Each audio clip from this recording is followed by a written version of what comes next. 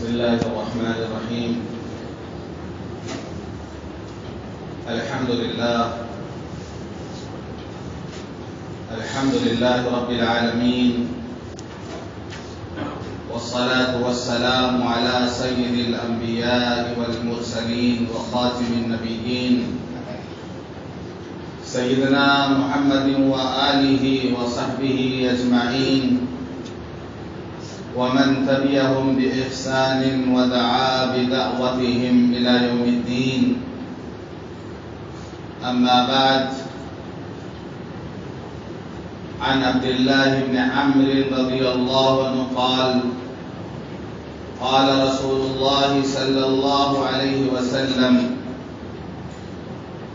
ما من مسلم يموت يوم الجمعة أو ليلة الجمعة إلا وقاه الله من فتنة القبر، أو كما قال عليه الصلاة والسلام. رواه الترمذي. اللهم صل على محمد وعلى آل محمد وبارك وسلم. محترم بزرگوں، دوستوں اور دینی بھائیوں، گزشتہ جمعے کو عذاب قبر کے تعلق سے یہ بات آ چکی ہے کہ بہت سارے ایسے گناہ ہیں جن کی وجہ سے آدمی قبر کے عذاب میں مبتلا ہوتا ہے، جیسے پیشاب کی چھینٹوں سے پرہیز نہ کرنا، چغل خوری کرنا، جاسوسی کرنا، خیانت کرنا، دھوکہ دینا، نماز کو ٹال کر وقت پر ادا نہ کرنا، وغیرہ وغیرہ۔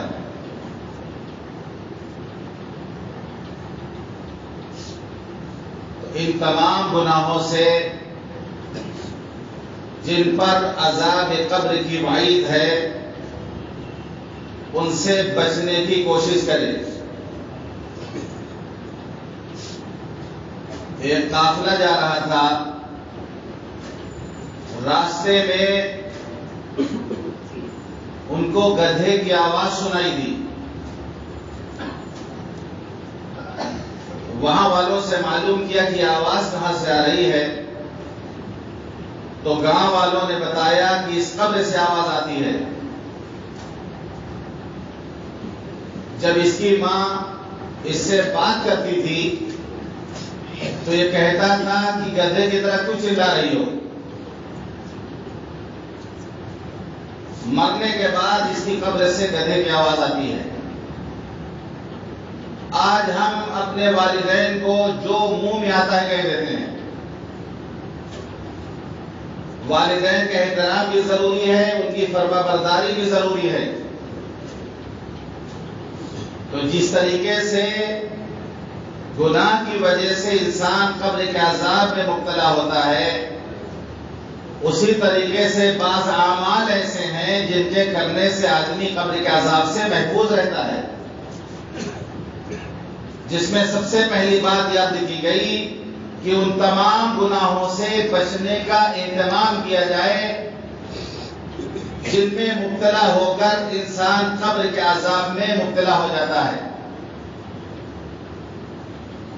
اور اعمال صالحہ کا اہتمام ہونا چاہیے، جو فرائض ہیں ان کا اہتمام ہونا چاہیے، نماز کو وقت پر ادا کیا جائے، حساب کر کے پائی پائی کی زکات ادا کی جائے، رمضان المبارک کا روزہ پورے اہتمام کے ساتھ رکھا جائے، قرآن کی تلاوت کی جائے، اور جو بھی اللہ توفیق دے نیک اعمال کرنے کی وہ وقت پر کیا جائے۔ تو یہ نیک اعمال بھی عذاب قبر کو روکتے ہیں۔ حدیث پاک کا مفہوم ہے کہ مومن بندہ جب قبر میں جاتا ہے تو نماز اس کے سر کی طرف کھڑی ہو جاتی ہے، زکات اس کے داہنی طرف، روزہ بائیں طرف، نیک اعمال سامنے، جب عذاب آنا چاہتا ہے سر کی طرف سے تو نماز اسے روکتی ہے کہ ادھر سے جانے کا راستہ نہیں ہے. دائیں طرف سے آتا ہے تو زکات روکتی ہے کہ ادھر سے جانے کا راستہ نہیں ہے. بائیں طرف سے آنا چاہتا ہے تو روزہ روکتا ہے کہ ادھر سے جانے کا راستہ نہیں ہے. سامنے سے آنا چاہتا ہے تو نیک اعمال پر ہو جاتے ہیں کہ ادھر سے جانے کا راستہ نہیں ہے. مومن میت کو نیک اعمال چاروں طرف سے گھیر لیتے ہیں اور عذاب کو آنے نہیں دیتے. اس لیے نیک اعمال کا اہتمام کیا جائے. بعض اعمال ایسے ہیں جن کو کرنے سے آدمی عذاب قبر سے محفوظ رہتا ہے. بعض اوقات ایسے ہیں جن میں اگر کسی کا انتقال ہو جائے تو وہ قبر کے عذاب سے محفوظ رہتا ہے. اعمال کرنا ہمارے اختیار میں ہے لیکن ان اوقات میں موت کا آنا ہمارے اختیار میں نہیں ہے. سب سے پہلے رات میں سوتے وقت اپنا محاسبہ کریں ہم، اور سونے سے پہلے تمام گناہوں سے توبہ کر کے سوئیں. جو بھی گناہ ہم سے سرزد ہوئے ہیں سونے سے پہلے اللہ کے حضور میں سچی پکی توبہ کر کے سوئیں. معلوم نہیں کہ صبح آنکھ کھلے گی نہیں کھلے گی. کل کے انتظار میں بغیر توبہ کے آدمی سو گیا اور پھر صبح اس میں آنکھ ہی نہیں کھلی. روزانہ اہتمام کے ساتھ، روزانہ پابندی کے ساتھ بستر پر بیٹھ کر جائزہ لیں کہ آج ہم نے کون سا گناہ کیا. تمام گناہوں سے معافی مانگے جائے.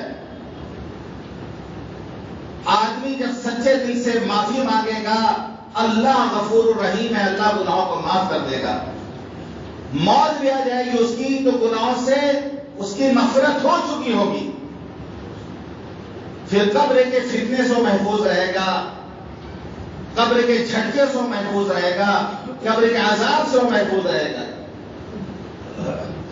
دوسری چیز، سونے سے پہلے سورہ ملک کی تلاوت کی جائے اور 30ویں پارہ کی پہلی سورت بسم اللہ الرحمن الرحیم تبارک الذی بیدہ الملک وہو علی کل شیء قدیر. سورہ ملک کی تلاوت کا اہتمام کیا جائے سونے سے پہلے. ترمذی شریف کی روایت ہے، حضرت عبداللہ ابن عباس رضی اللہ عنہ فرماتے ہیں کہ رسول اللہ صلی اللہ علیہ وسلم کے ایک صحابی، انہیں نہیں معلوم تھا کہ یہ قبر ہے، اور اس جگہ پر اپنے خیمے کی جو لکڑی ہوتی ہے اس کو گاڑ دیا. انہیں معلوم نہیں تھا کہ یہاں پر کسی کی قبر ہے، اور وہاں پر اس لکڑی کو گاڑ دیا انہوں نے. تو اندر سے سورہ ملک کی تلاوت کی آواز آ رہی تھی. اندر صاحب قبر پوری سورہ اس نے تلاوت کی، تبارک الذی بیدہ الملک سے لے کے آخر تک. وہ صحابی آئے اللہ کے رسول صلی اللہ علیہ وسلم کی خدمت میں کہ اللہ کے رسول ہمیں معلوم نہیں تھا کہ وہ قبر ہے کسی کی، اور ہم نے خیمے کی لکڑی وہاں پہ گاڑ دی تو اندر سے سورہ ملک کی تلاوت کی آواز آ رہی تھی اور پوری مکمل سورت اس نے تلاوت کی. حضور پاک صلی اللہ علیہ وسلم نے سن کر فرمایا انہا المانیہ انہا المنجیہ تنجیہ من عذاب القبر. ہاں سورہ ملک عذاب قبر کو روکنے والی ہے. سورہ ملک عذاب قبر سے نجات دلانے والی ہے. سورہ ملک پڑھنے سے آدمی قبر کے عذاب سے محفوظ رہتا ہے. اسی طریقے سے حدیث پاک میں آتا ہے اللہ کے رسول صلی اللہ علیہ وسلم نے فرمایا، قرآن مجید میں ایک سورت ہے 30 آیتوں کی، اس نے ایک بندے کے حق میں اللہ نے سفارش کی تو اس کی سفارش قبول کی گئی، اور وہ سورہ تبارک الذی بیدہ الملک ہے. کوئی واقعہ حضور پاک صلی اللہ علیہ وسلم کسی صحابی کا ہوا ہو جو آپ کے مکاشمے میں بات آئی ہو کہ سورہ ملک کی تلاوت وہ کرتے تھے اس تلاوت کی برکت سے وہ قبر کے عذاب سے محفوظ کر دیے گئے، اور اس صورت میں اللہ سے باقاعدہ سفارش کی اس بندے کے ہاتھ میں۔ اسی لیے حضور پاک صلی اللہ علیہ وسلم کا معمول تھا کہ آپ سونے سے پہلے سورہ ملک کی تلاوت کرتے تھے، سورہ الف لام میم سجدہ، الف لام میم تنزیل، کئی نام ہے اس کے، سورہ سجدہ بھی کہا جاتا ہے، الف لام میم سجدہ بھی کہا جاتا ہے، الف لام میم تنزیل بھی کہا جاتا ہے۔ سورہ سجدہ کی تلاوت آپ ان دونوں سورتوں کی تلاوت کر کے سوتے تھے۔ تو ہم اس کا اہتمام کریں، ہر ایک کو سورہ ملک یاد ہونی چاہیے، خود یاد کریں، بچوں کو یاد کرائیں، گھر والیوں کو یاد کرائیں، اہتمام کریں اس سورت کا پڑھنے کا رات میں۔ اور ایک عمل آتا ہے کہ جمعے کے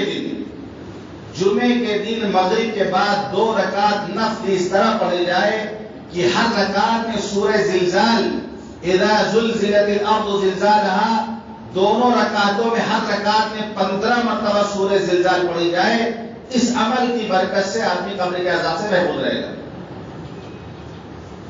جمعے کے دن مغرب کے بعد 2 رکعت نفل پڑھے اور ہر رکعت میں سورہ زلزال، سورہ فاتحہ کے بعد سورہ زلزال 15 مرتبہ پڑھے۔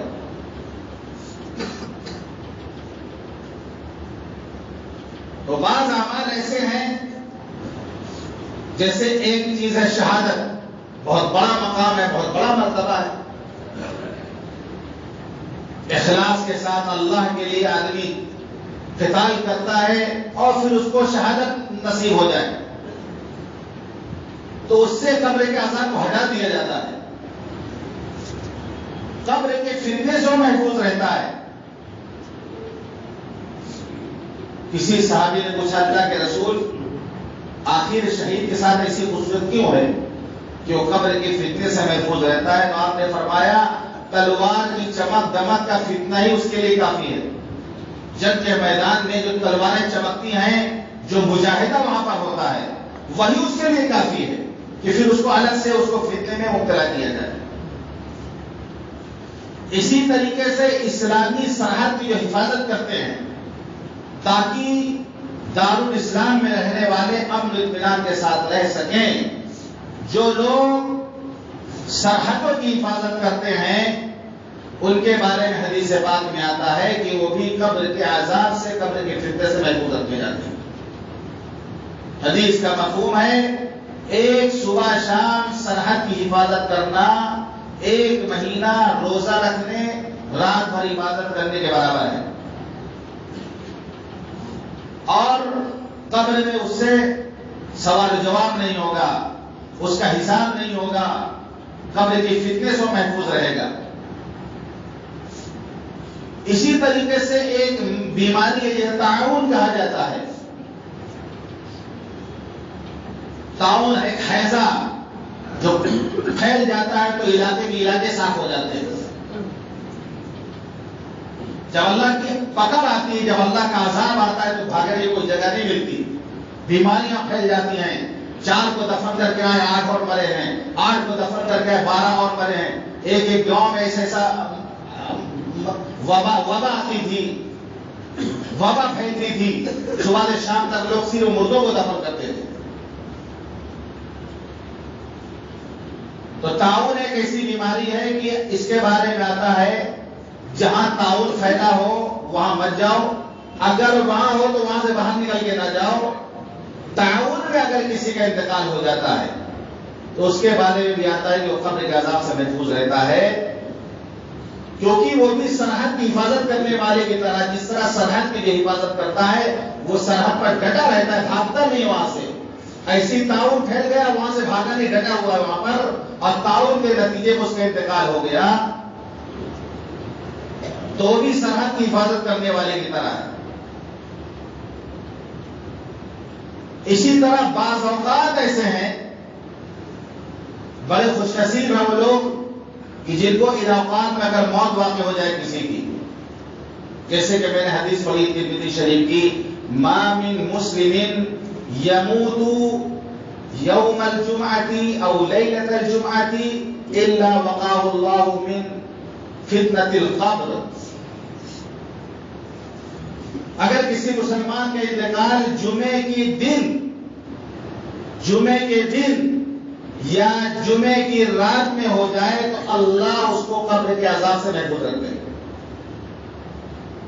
بڑی سعادت کی بات ہے یہ، جس کے مقدر میں ہو جائے جمعے کے دن یا جمعے کی رات جو گزر چکی ہے وہ جمعے کی رات ہے.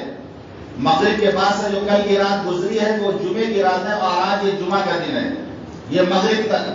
پھر وہ رات آئے گی تو وہ سنیچر کی رات ہوگی، یہ جمعہ کی رات نہیں ہوگی جو آئے گی. جو گزر گئی ہے وہ جمعے کی رات ہے. یہاں پر ایک بات اور سمجھ میں آئی کہ شب برات اب آنے والی ہے. شب برات مغرب سے شروع ہو گئی، شب برات مغرب سے شروع ہو گئی اور فجر تک ہے. وہ جو عبادت کرتے ہیں، جو ان کو ثواب ملنا ہے، جو اللہ کی طرف سے عطا ہونا ہے، وہ ہو رہا رات بھر. فجر ہو گئی، شب برات ختم ہو گئی. اب فجر کی نماز کے بعد اگر اجتماعی دعا مانگی جاتی ہے، دعا جو امام صاحب جو دعا کراتے ہیں وہ فجر کی نماز رات کراتے ہیں. سوال یہاں پر یہ ہے کہ اس رات کی برکت حاصل کرنے کے لیے اگر دعا کرنا ہے تو رات میں کیا جائے، مغرب بعد کیا جائے، عشاء بعد کیا جائے، تہجد کے وقت کیا جائے. فجر کے وقت تو رات کی بات ختم ہو گئی، بابرکت رات. فجر کے وقت تو بابرکت رات ختم ہو گئی. اب جو فجر کے بعد کا وقت ہے وہ تو عام دنوں کی طرح ہو گیا. اور ہمارے یہاں جو دعاؤں کا اہتمام ہوتا ہے فجر کے بعد ہوتا ہے. اب اس کے بارے میں ہمیں غور کرنا چاہیے کس وقت دعا کیا جائے. رات اگر بابرکت ہے تو رات میں ہونی چاہیے. یہ سوال ہے.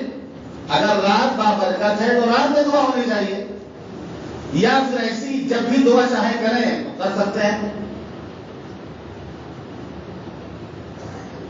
جیسے مغرب بعد دعا ہو جائے یا عشاء بعد دعا ہو جائے. فجر بعد اس لیے دعا ہوتی ہے کہ مغرب میں لوگ کم رہتے ہیں، عشاء میں بھی لوگ قبرستان کو گھوما کرتے ہیں، بھیڑ نہیں ہوتی ہے. فجر میں لوگ اس لیے کرنے کے لیے کہتے ہیں کہ فجر میں اس لیے دعا کرائیے، پورا ریلا فجر میں رہتا ہے. رات بھر گھوم کر کے پورے شہر کلکتہ ہاوڑا رات بھر گھوم کر کے فجر میں سب اپنے جگہ پر آ جاتے ہیں. تو فجر میں بھیڑ ہوتی ہے اس لیے کہتے ہیں بھائی فجر میں دعا کرا دو. لیکن میرا کہنا ہے کہ اگر رات کی برکت حاصل کرنا ہے تو مغرب بعد دعا کرائیے، عشاء بعد دعا کرائیے.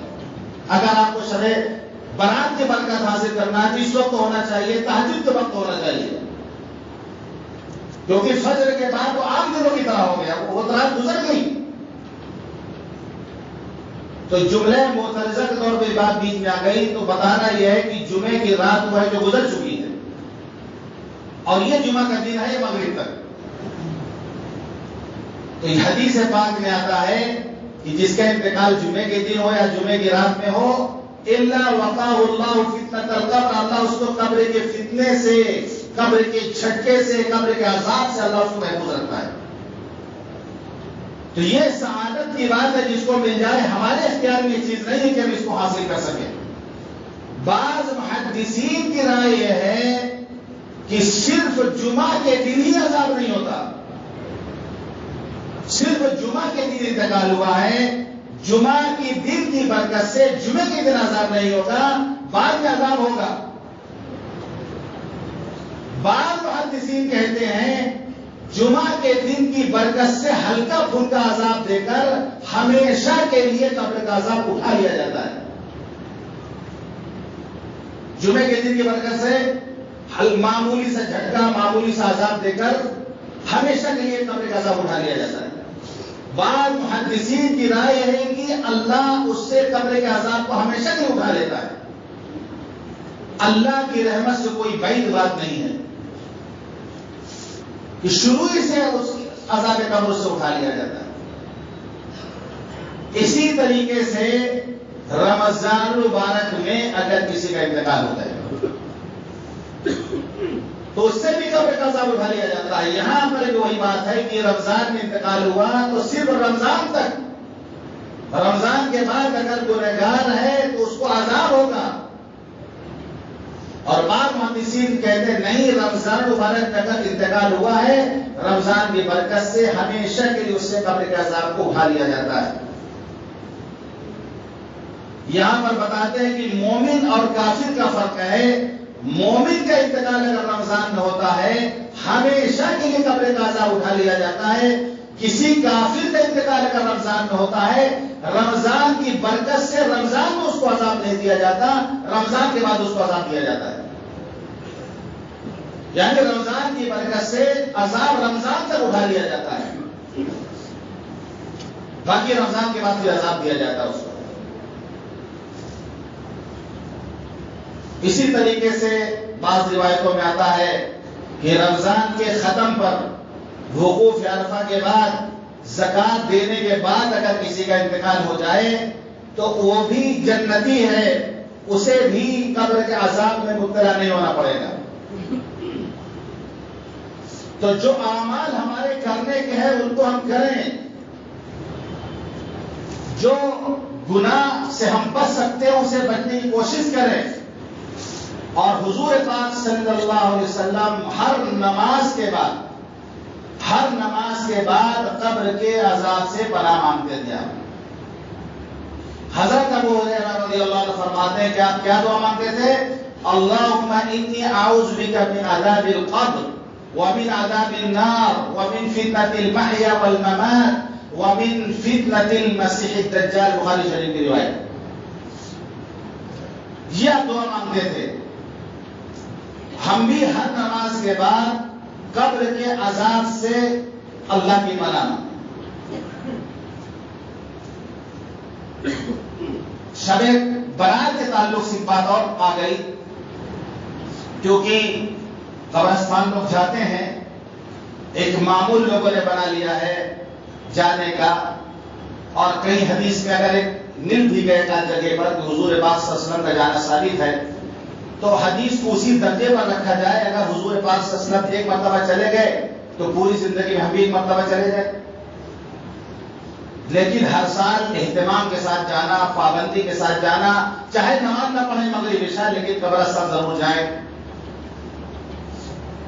قبرستان جانا ضروری سمجھتے ہیں، اگر نہ کوئی جائے تو سمجھتے ہیں شب براتی نہیں اس کو، اتنا ضروری سمجھتے ہیں لوگ.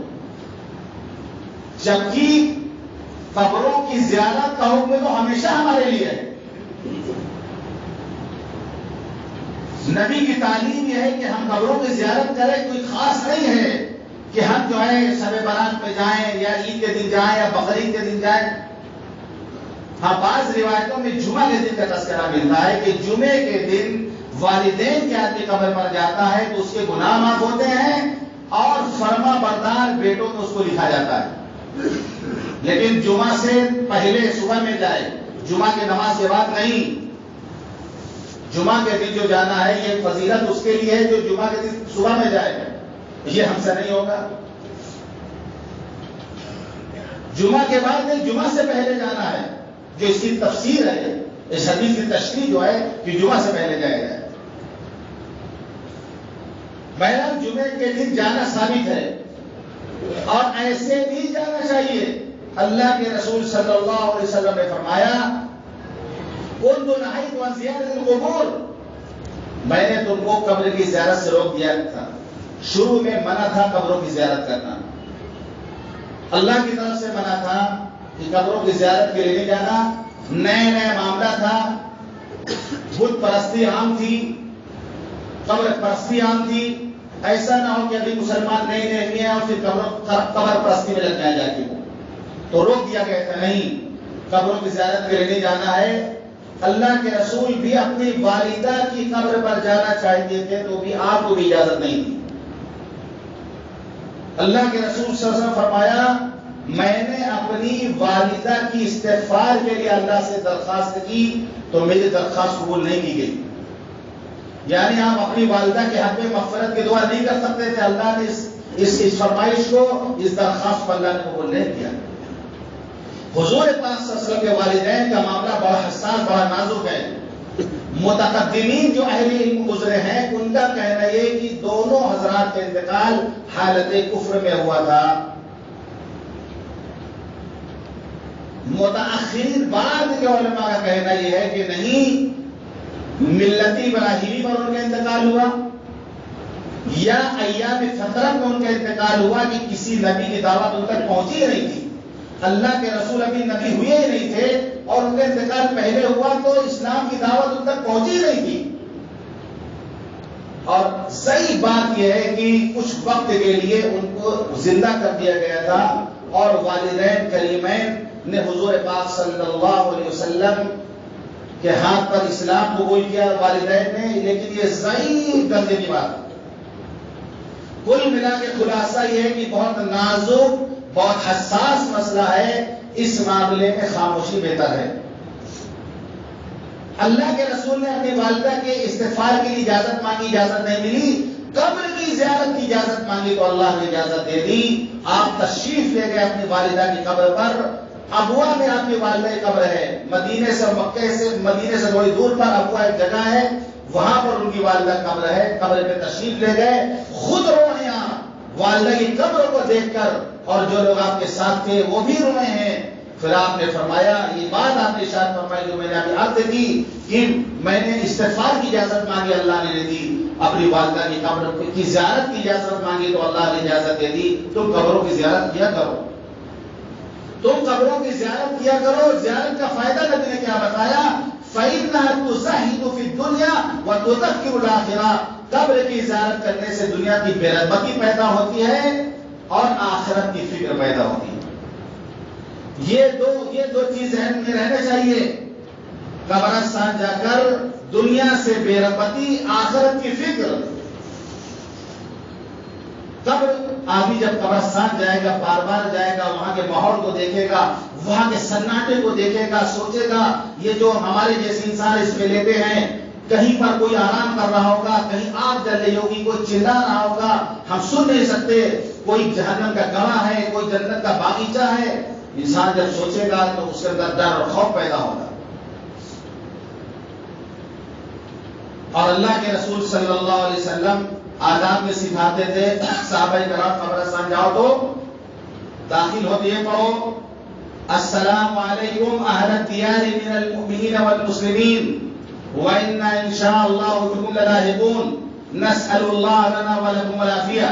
یہ دعا ہے جو ہم کو نہیں یاد ہے،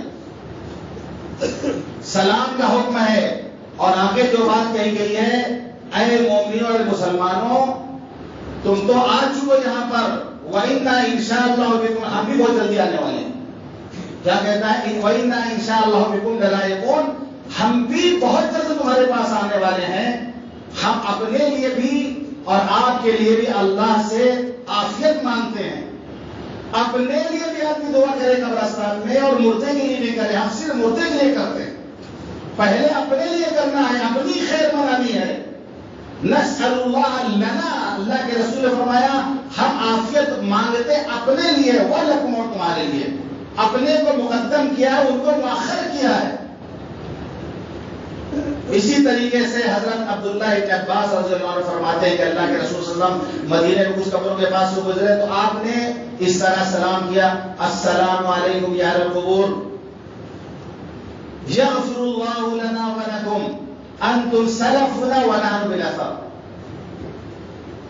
اے قبر والوں، اللہ کی سلامتی ہو تم پر، ہمیں بھی اللہ معاف کرے، تمہیں بھی اللہ معاف کرے۔ یغفر اللہ لنا ولکم انتم سلفنا، تم ہم سے پہلے جا چکے ہو، ونحن بالاثر، ہم بھی تمہارے نقش قدم پر چل کر کے آ رہے ہیں۔ تم جا چکے ہو، ہم بھی تمہارے پیچھے آ رہے ہیں، تمہارے نقش قدم پر چلتے ہیں۔ لعن رسول اللہ صلی اللہ علیہ وسلم زوارات القبور، قبروں کی زیارت کرنے والی عورتوں پر اللہ کے رسول نے لعنت فرمائی ہے۔ اس کی وجہ یہ ہے کہ عورتوں میں اگر اپنے رشتے داری قبر پہ جائیں گی تو روئیں گی، جزا فضا بہت زیادہ کریں گی۔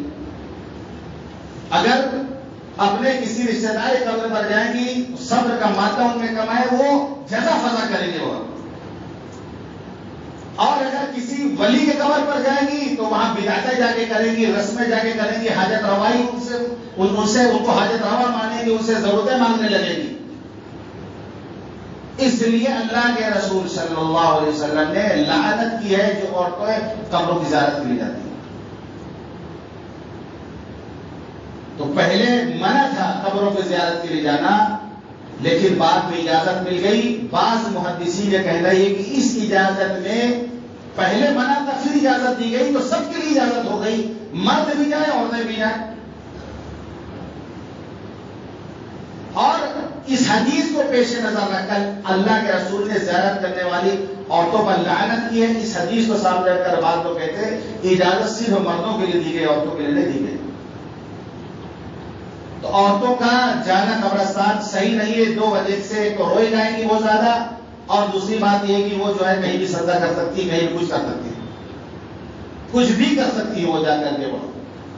اس لیے یہ آداب میں سے ہے۔ تو ہم سال میں جو اہتمام کرتے ہیں شب برات میں قبرستان جانے کا، ہمیں تو بار بار جانا چاہیے، ہمیں اس کی اجازت ہے۔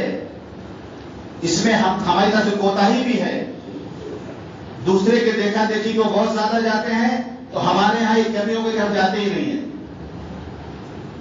ہاں، اولیاء اللہ کی قبر پر جو لوگ جاتے ہیں تو وہاں پر عقیدہ بہت مضبوط ہونا چاہیے۔ پتہ چلا وہاں کے ماحول دیکھ کر آدمی متاثر ہو جائے گا، اچھا اللہ ہم بھی چڑھاتے سب چڑھا رہے ہیں، پھول چڑھانا ہم بھی چڑھاتے ہیں، متاثر ہوگا اپنے دیکھ کر۔ پھر وہاں اتنا میلہ لگا ہوگا، اتنی سجاوٹ ہوگی تو آخرت یاد ہی نہیں آئے گی۔ اتنے خوبصورت ماحول میں آدمی رہے گا، ایسی بے حیائی میں آدمی رہے گا، ایسی بے پردگی میں آدمی رہے گا، کہیں ڈھول بج رہا، کہیں قوالی ہو رہی ہے، کہیں دکانیں لگی ہیں، کہیں میلے لگا ہے، اسی میں آدمی مست رہے گا، آخرت کو کون یاد کرے گا؟ آخرت یاد نہیں آئے گی وہاں پر۔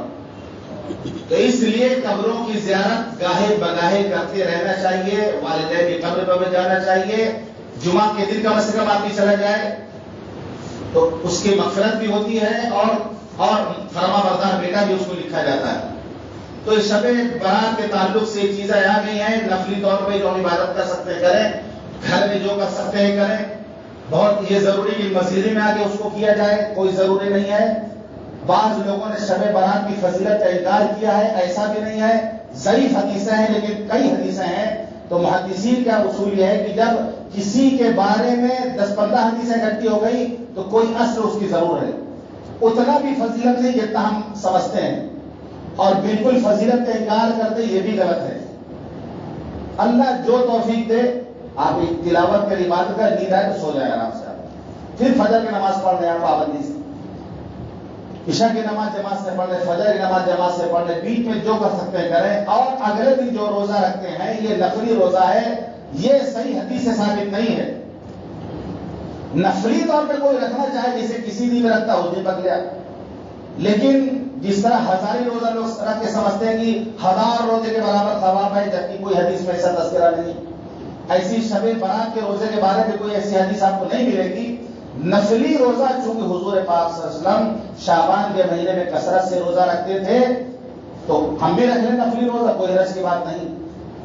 ایک کام اور ہوتا ہے شب برات میں بہت اہتمام سے، اس کی خریداری ابھی سے شروع ہو گئی ہوگی، وہ اس کے بارے میں ہم بات نہیں کرنا چاہتے زیادہ، کہ وقت بھی ہو گیا ہے۔